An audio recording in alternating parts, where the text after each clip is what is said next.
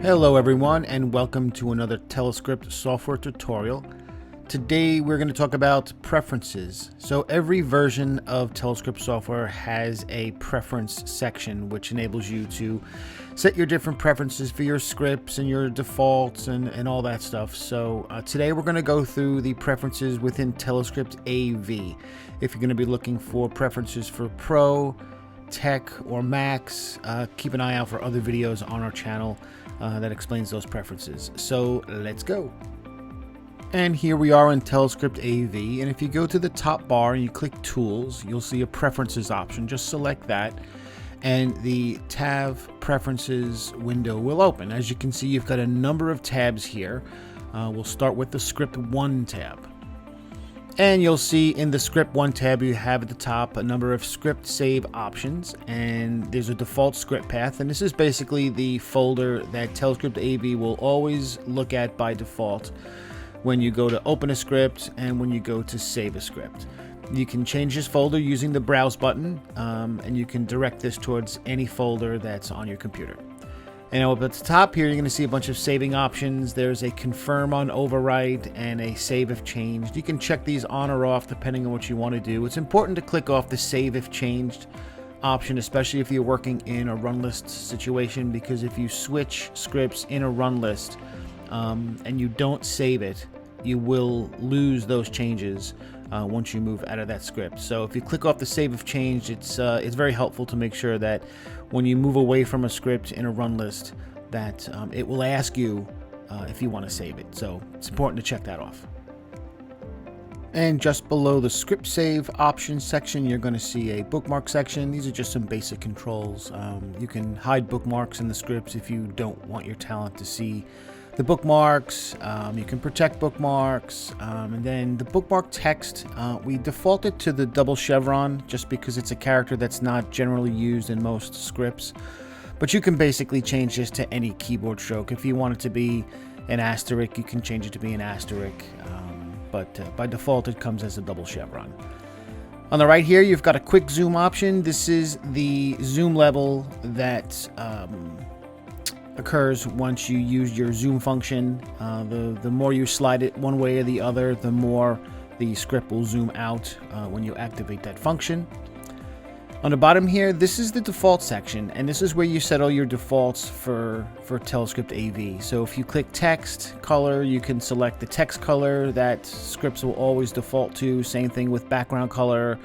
Paragraph functions, you've got a number of paragraph functions that you can use here. Some margins and indents and all that stuff, so you can preset those if you want. And same thing with choosing a font. You can pick the default font that you want to use along with its point size and its style, and once you set all these will be your defaults when you open up new scripts in Telescript AV.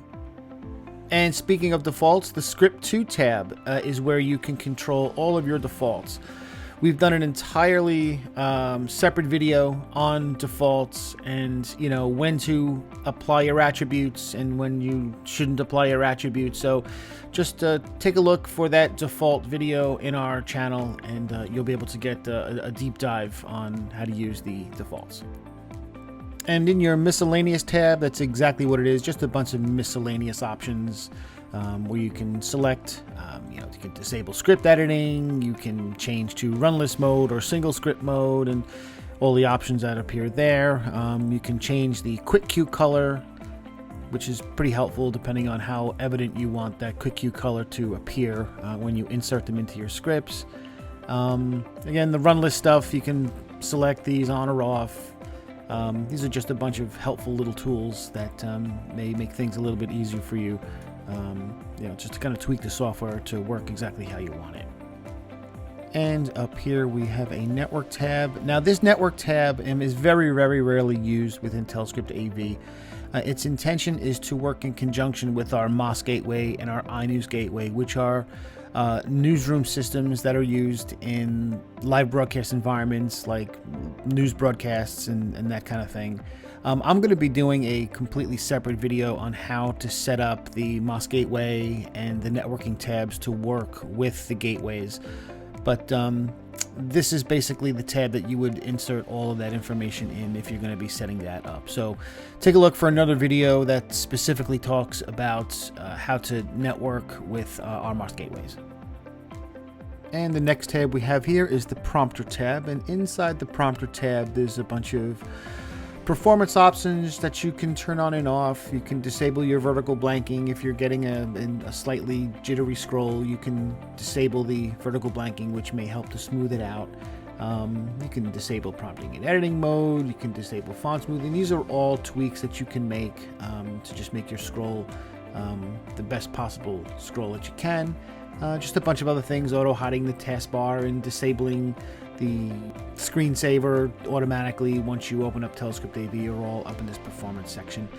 On the bottom, here's where you link and loop scripts. You can, loop and link as you go forward, as you go backwards. There's a skip uncheck scripts in the run list when they're unchecked. That's sort of like a script float in newsroom systems.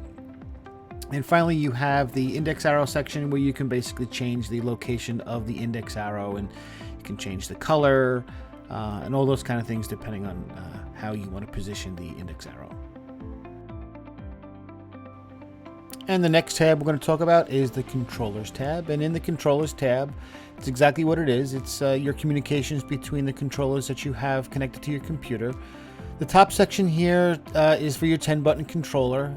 You can click the Detect Controllers button here, and you can find the controllers that you've got connected to the computer. If you plug in a controller and you don't know whether it's actually connected or not, you can click this Detect Controllers button, and it'll scan your computer for that controller. Also in the top here, you've got your port timeouts and your max comm ports. Those are really not settings that you would change, but if you happen to have a bunch of controllers plugged in or other devices plugged in, you may want to increase the COM port section if you're having a hard time getting connected to that controller.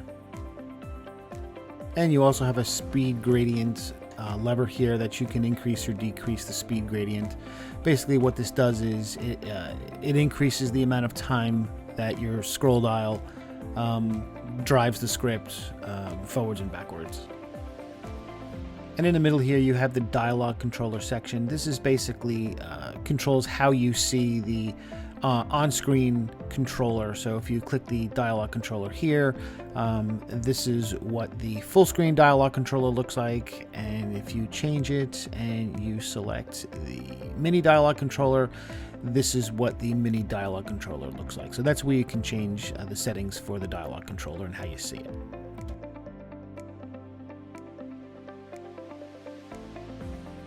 And the next section here is the mouse control section. So you can use a mouse to scroll the script in Telescript. We recommend you use a mouse that's got a wheel control because it's way easier to control the speed going forwards and backwards with a wheel. You can use it with a cursor.